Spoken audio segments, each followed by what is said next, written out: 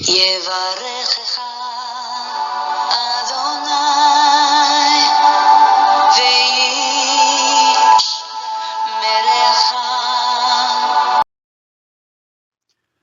וישמרך. 바레크카 아도나이 베이시메레카. 사랑하는 성도 여러분, 오늘 하루도 전지전능하신 임마누엘의 하나님께서 여러분에게 복을 주시고 여러분을 안전하게 지켜주시기를 축복합니다. 아멘. 할렐루야. 오늘도 우리 코에 새 생명의 호흡을 불어넣어 주셔서 오늘도 살아 숨쉬게 하시는 창조주 하나님 여호와 우리 아버지를 송축하며 찬양합니다. 우리의 구원자이신 예수 그리스도 그 존귀하신 이름, 생명의 이름을 찬양합니다. 성령 하나님, 오늘도 우리 안에서 내주하시며 아름다운 예수 그리스도의 형상으로 우리를 더 아름답게 빚어 가실 우리 성령님의 그 끊임없는 그 손길, 그 사랑의 손길을 찬양합니다. 오늘 2024년 8월 17일 토요일 그 하늘의 소리, 종말의 이해를 돕는 문답 해설 8번째 시간을 함께 하도록 하겠습니다. 오늘 제목의 말씀은 누가 종말을 당하는가, 이 종말의 대상이 누구인가 라고 하는 이 부분을 함께 공부하도록 하겠습니다. 오늘 본문 말씀은 창세기 3장 14절에서 17절, 로마서 8장 19절에서 23절이 되겠습니다. 오늘의 문답입니다. 제8문, 누가 종말을 당하는가? 답으로서요, 저주받은 가운데 있었던 모든 만물과 인생들이다. 자, 우리 인생이 이 땅에 태어나 살면서 인지하지 못하고 살아가는 것 중에 하나가 우리가 살고 있는 이 세상이, 그리고 또 우리가 만나는 이 사람들이 우리 자신을 포함해서요, 지금 모두가 저주 가운데 있다는 이 사실입니다.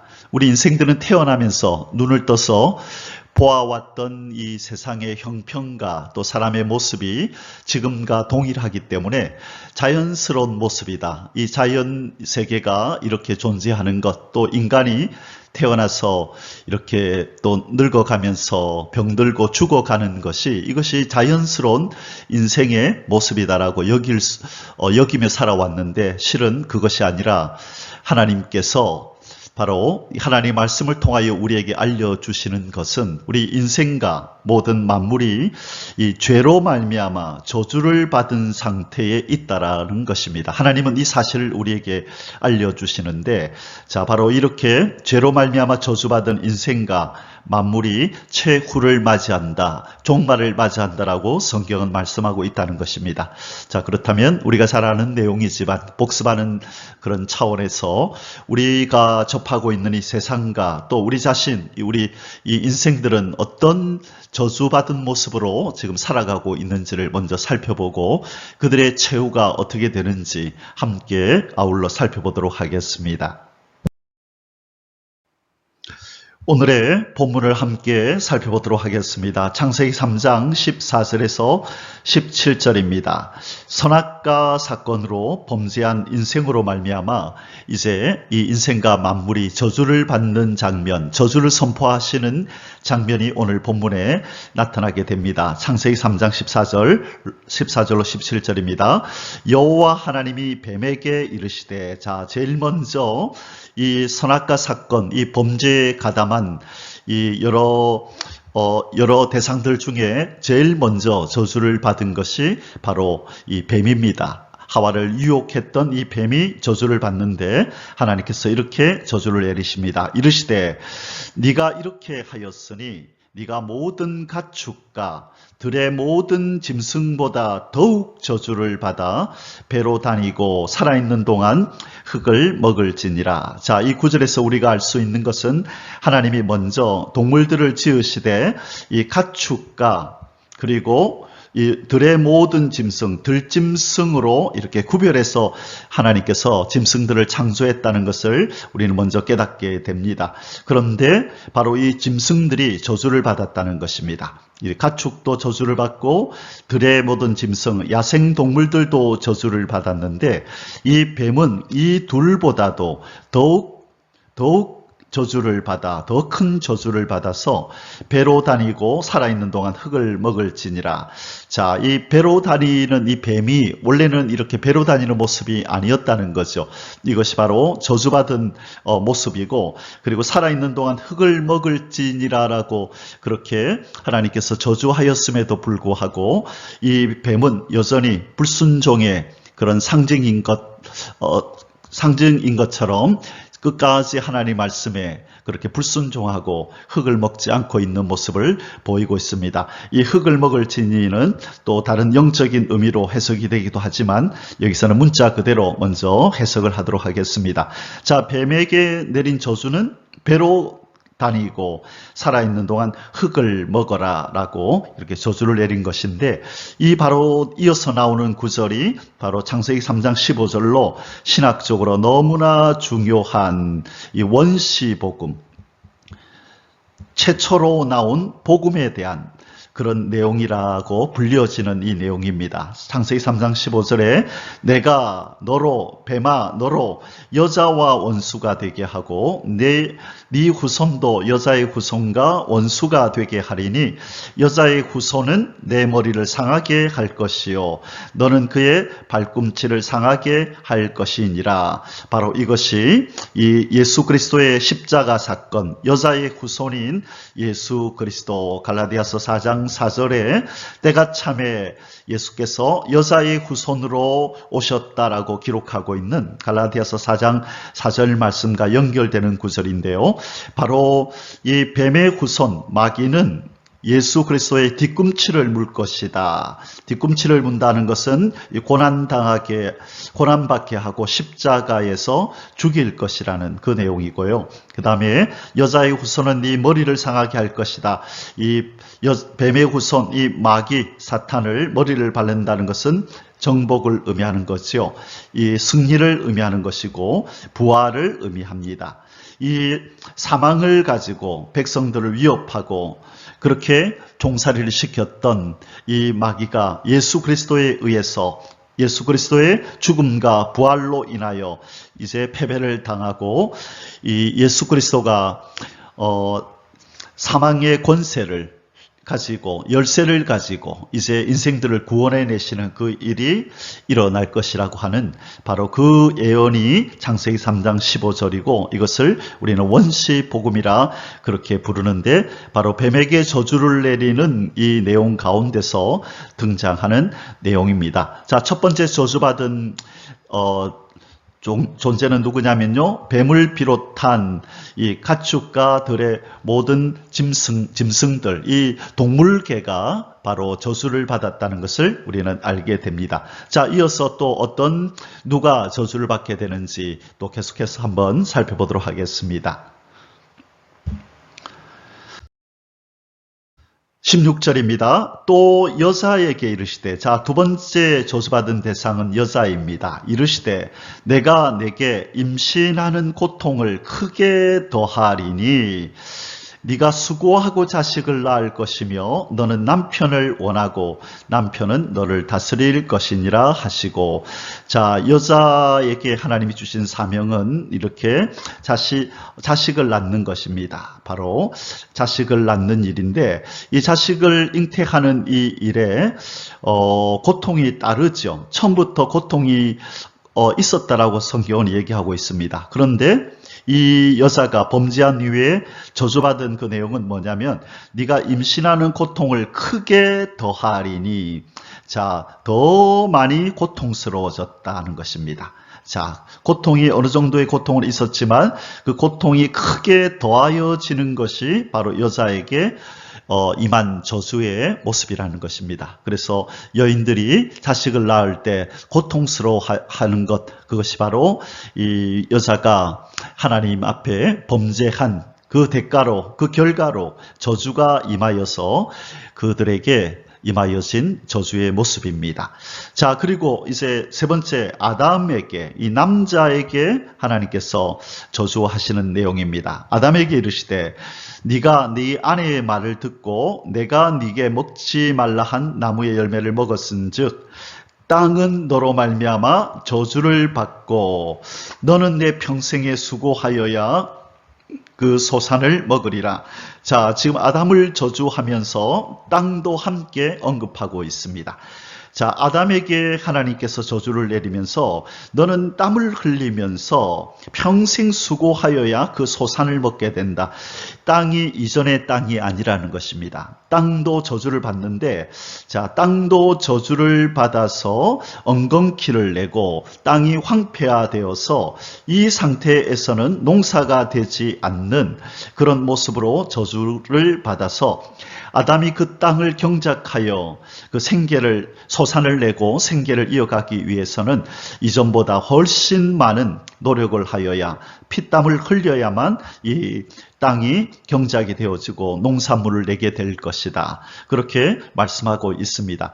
자, 그래서 지금 이 하나님께서 저주를 내린 그 대상이 첫째가 뱀이었고 둘째가 여자였고 그 다음에 아담이었고 땅도 너로 말미암아 저주를 받을 거다. 땅이 저주를 받을 때 그 땅에서 나는 이 식물들도 함께 저주를 받게 되는 것이죠. 그래서 지금 이 인생뿐만 아니라 남녀 인생뿐만 아니라 이 땅에 존재하는 모든 피조물에게 다 저주가 임하였음을 성경은 말씀하고 있습니다. 이것들이 나중에 종말을 당하게 된다는 것입니다. 죄로 말미암아 저주받은 인생과 만물들이 종말을 당하고 이제 만물을 새롭게 하시는 하나님의 그 역사로 말미암아 새 하늘과 새 땅이 이루어지고 그리고 인생도 생명이신 예수 그리스도로 말미암아 새로운 피조물로 거듭나는 그 구원의 과정을 밟아야만 하는 그런 필요성이 대두되는 바로 이 일이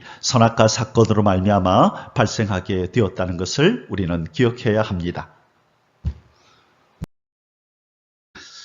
자, 오늘의 또 다른 본문이 로마서 8장 19절로 23절 말씀을 살펴보도록 하겠습니다.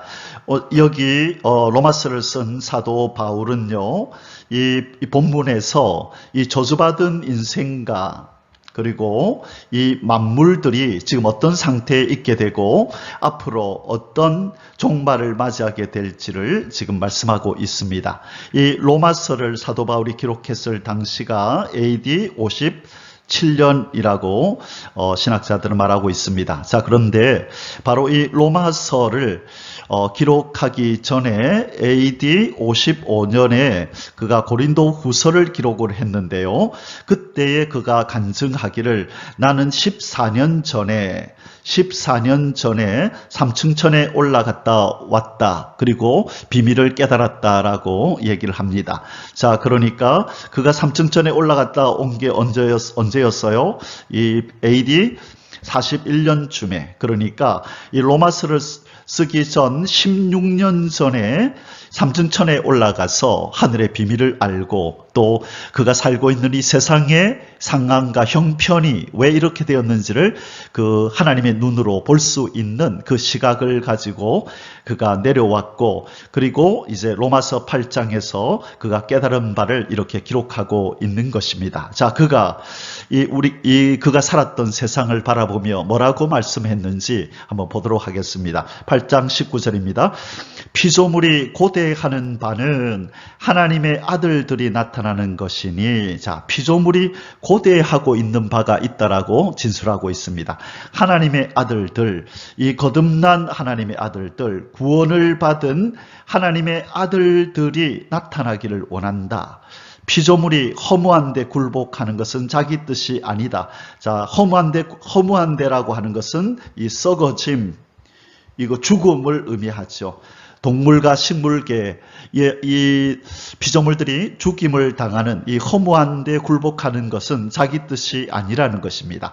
오직 굴복하게 하시는 이로 말미암음이라 하나님이 그들로 썩어서 죽게 만들었다는 것입니다. 그래서 그 피조물들이 바라는 것은 피조물도 썩어짐의 종노릇한 데서 해방되어 하나님의 자녀들의 영광의 자유에 이르는 것이니라.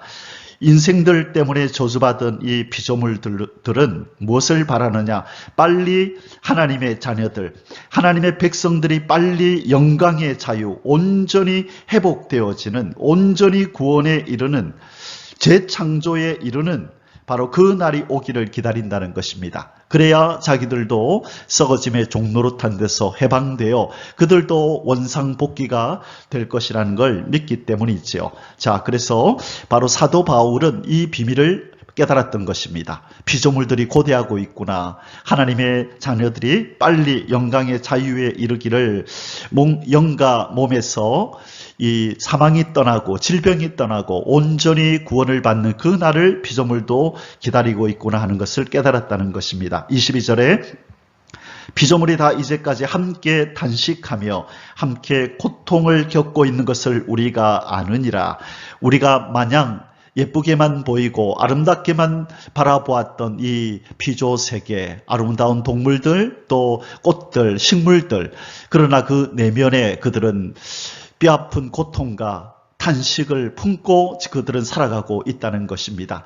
지금의 우리 눈에 보이는 아름답게 보이는 그 모습이 그들의 본연의 모습이 아니라 저주받은 모습이라는 것입니다. 그들도 본연의 모습으로 온전히 회복되기를 원하면서 탄식하고 고통을 지금 호소하고 있다라고 사도 바울은 영의 눈으로 바라보고 진술하고 있는 것입니다. 자, 그리고 뿐만 아니라 이 피조 세계뿐만 아니라 이 자연계뿐만 아니라 우리 인생들도 지금 고통을 받고 있는데 무언가를 기다리고 있다는 것입니다. 그것이 무엇일까요? 23절에 그뿐 아니라 또한 우리 곧 성령의 처음 익은 열매를 받은 우리까지도, 자, 거듭난 하나님의 사람을 의미합니다. 이 거듭난 처음 익은 열매를 받은 우리까지도 속으로 탄식하여 양자될 것, 곧 우리 몸의 속량을, 몸의 구원을 기다리고 있느니라.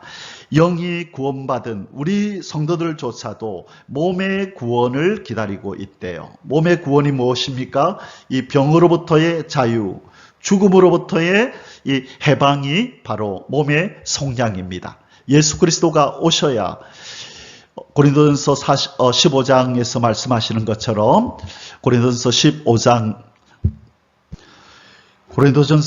15장 이 51절 이하에 보면요. 51절 이하에 보면 이런 기록이 있죠. 보라, 내가 너희에게 비밀을 말하노니 우리가 다 잠잘 것이 아니요 마지막 나팔에 순식간에 호련히 변화되리니 나팔 소리가 나매 죽은 자들이 썩지 아니할 것으로 다시 살아나고 우리도 변화되리라. 이 썩을 것이 반드시 썩지 아니할 것을 입겠고 이 죽을 것이 죽지 아니함을 입으리로다. 자, 죽을 몸이 죽지 아니함 몸을 입겠고 썩을 몸이 썩지 아니할 몸을 입는 그 몸의 구속이 완전히 이루어지는 것이 예수 그리스도의 재림, 그 종말을 통하여 우리에게 임할 것이라고 말씀하고 있다는 것입니다. 우리가 이 구절을 잘 이해할 때 우리가 지금 살고 있는 이 세상의 형편과 우리 인생의 참 모습을 우리는 정확하게 볼 수 있고, 그리고 앞으로 장차 예수 그리스도께서 이 땅에 다시 오시는 그 종말의 날에 이 인생과 피조물이 어떻게 변화되고 회복될 것을 또한 우리는 알고 기다릴 수 있게 되는 것입니다. 자, 그러면 오늘 팔문에 대해서 우리가 조금 더 살펴보도록 하겠습니다. 오늘날 이 왜곡된 말세의 의미, 이 왜곡된 종말, 이 말세의 의미가, 이 단어가 좀 왜곡되게 사람들에게 지금 그렇게 알려져 있고 그들이 이것을 인식하고 있다는 것입니다. 이 말세라는 말이 이 땅에서 자주 사용되는 세속적인 말로 변질이 되어 세상 나라의 인구 종말을 말하는 의미로 국한된 데에 비하여 이 종말이라는 말은 우주 만물, 즉 주가 지으신 세계의 마지막 때를 말하는 말로서 그 범위가 더 크고 그 뜻이 더 깊다. 다시 말해 세상 사람들은 이 어떤 비윤리적이고 반인륜적인 어떤 그런 사건들을 바라보거나 또 기후변화로 인하여서 이 땅에 일어나는 여러 가지 재앙들을 바라볼 때 말세다, 혀를 사면서 말세다, 말세다, 종말이다, 종말이다라고 그렇게 혀를 내두르며 말하지만 이 말세, 이 종말이라는 단어의 의미는 그 정도의 뜻으로 그런 의미로 그렇게 우리에게 알려질 내용이 아니라는 것입니다. 우리가 조금 전까지 살펴보았던 것처럼 말세 종말이라는 것은 우리 인생과 모든 만물이 이제는 종말을 당하고 이제 하나님의 역사로 말미암아 새 창조, 재창조를 입어서 회복되는, 그리고 그 영역이 이 지구 땅 하나만이 아니라 하나님께서 창조한 우주 만물, 모든 피조 세계가 다 저주를 받고 종말을 당하며 이제 온전히 새로워지는 역사가 나타날 것을 말씀하고 있다는 것입니다. 자, 그래서 우리가 말세다, 말세다라는 말을 세상 사람들이 그냥 이렇게 한탄스럽게 내뱉는 그런 의미 정도로만 받아들일 것이 아니라 우리가 오늘 배웠던 것처럼 이 말세와 종말이 인간의 범죄로 말미암아 인생과 모든 피조물 전체 영역에 미치는 그런 어떤 재앙이고 또 심판이라는 것을 기억하고 깨달으며 우리 주님이 오셔서 우리 인생과 모든 만물을 처음과 같이 본래와 같이 회복해 주시기를 간절히 바라는 이 신앙과 믿음으로 살아야 될 줄 믿습니다. 아멘. 자, 이 땅에 인생과 만물의 종말은 어떻게 올까요? 말씀으로 창조된 세계는 이 또한 말씀으로 종말을 맞이하게 됩니다. 우리가 종말을 묵상할 때 노아의 때는 하나님께서 물로 심판하셨지만 이 세상 마지막 종말은 이제 불의 심판으로 오게 된다. 물과 불을 대조시키며 우리는 종말을 주로 그렇게 얘기해 왔는데 오늘 이 말씀을 이렇게 준비하는 가운데 불현듯 이렇게 떠오른 생각이 이 말씀으로 창조된 세계가 결국 이 말씀으로 이 종말을 맞이하게 되는구나라는 그런 어떤 생각을 하게 되었습니다. 여러분, 우리가 아는 바처럼 이 창조된 세계, 눈에 보이는 이 세계는 말씀이신 예수 그리스도에 의해서 창조되었는데 이 저주받은 세상을 우리 주님께서 심판하러 오실 때도 이 말씀이신 예수 그리스도께서 말씀의 권세로 이 세상을 마지막을 맞이하게 한다는 것을 우리는 보게 됩니다. 말씀으로 한번 살펴보도록 하겠습니다. 자, 말씀으로 창조된 세계, 요한복음 1장 11절에 이런 말씀이 있죠. 태초에 말씀이 계시니라. 이 말씀이 하나님과 함께 계셨으니 이 말씀은 곧 하나님이시니라. 그가, 이 말씀이 태초에 하나님과 함께 계셨고 만물이 그로 말미암아, 다시 말해 그 말씀으로 말미암아 지은 바 되었으니 지은 것이 하나도 그가 없이는 된 것이 없느니라. 말씀이 없이는 그 어떤 하나도 눈에 보이는 이 피조 세계가 창조되어지지 않았다는 것입니다. 그러므로 모든 것이 말씀이신 예수 그리스도로 말미암아 이 세상이 창조되었음을 성경은 이렇게 말씀하고 있는데요. 자, 그렇다면 이 세상 만물의 이 종말 때에는 어떻게 종말을 맞이하게 되는지 또한 말씀으로 살펴보겠습니다.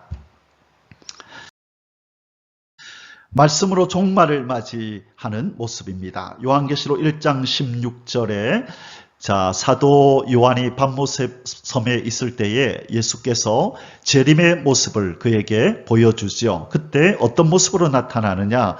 그의 오른손에 7별이 있고 그의 입에서 좌우에 날선 검이 나오고 그 얼굴은 해가 힘있게 비치는 것 같더라. 바로 이 그림이죠. 자, 이 그림이 예수 그리스도께서 촛대 사이에 거니시며 오른손에 7별을 붙들고 나타나시는데 그 입에 검이, 좌우에 날선 검이, 칼이 나오는 것입니다. 칼, 검이 나오는데 바로 이것은 하나님의 말씀을 의미합니다. 세상을 심판할 때 말씀이신 예수께서 말씀의 칼로 이 세상을 심판할 것을 말씀하고 있는 것입니다. 말씀으로 창조한 이 세상을 이제 말씀이신 예수께서 말씀으로 이 세상을 또한 심판하실 것을 우리에게 보여주는 내용입니다.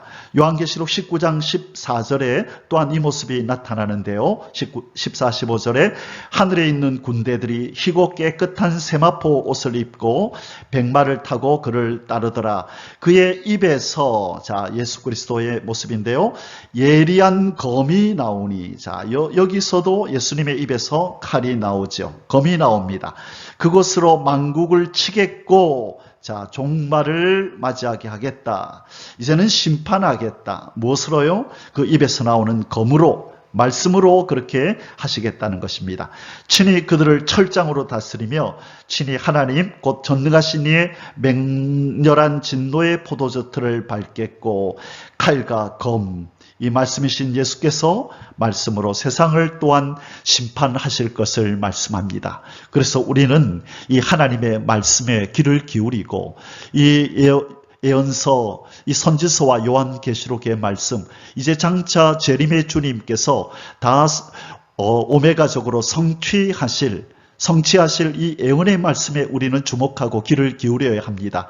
우리 주님께서 어떤 말씀을 어떻게 이루실지, 우리는 그 말씀에 어떻게 반응하며 또 심판을 피하고 구원에 참여할지를 우리는 하나님 앞에 그렇게 은혜를 구하며 나아가야 될 줄 믿습니다. 아멘.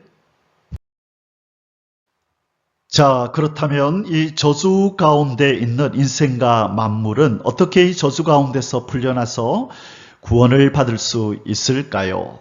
우리가 이 노아의 때에 죄악이 땅에 관영할 때 하나님께서 그 저주받은 인생과 만물을 심판하셨죠. 물로, 홍수로 심판하실 때에 노아와 그 가족은 구원을 받게 됩니다. 어떻게 구원을 받았을까요? 바로 하나님의 예언의 말씀을 믿었죠.